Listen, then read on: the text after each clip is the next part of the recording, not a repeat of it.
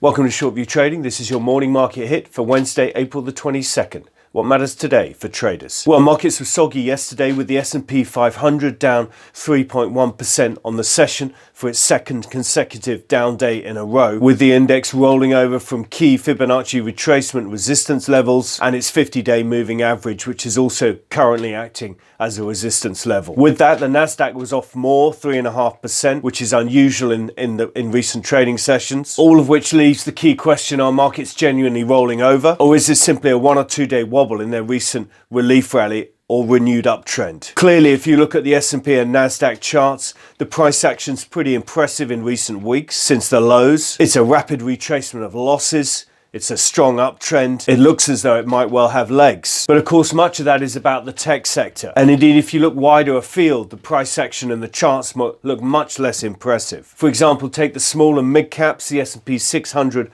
and 400 indices, or indeed the Russell 2000. As you're seeing in front of you now, the price pattern amongst them is really quite poor. There's been a relief rally for sure, but the retracement of the losses is limited and the strength of that looks weak. Similar comments can be made about the Dow Jones transportation sector, or indeed about European indices or the Japanese stock market. All of them have a similar price pattern as just articulated. There are multiple examples of single stock names with poor price action and a tepid relief rally. Whether you look at Maersk, one of the world's biggest shippers of containers, or if you look at global industrial machinery stocks, or indeed cement stocks, or whether you look at some of the biggest banks in the US, JP Morgan and Wells, for example, or indeed if you look at some of the airline stocks or energy stocks, the price patterns are very poor. Other assets have got a similar message. The US 10-year bond yield back at near its lows. The US dollar strengthening again. The emerging market currency index never really meaningfully bouncing from its low in March. So given that backdrop and given the message of our short-term models that we've been articulating in recent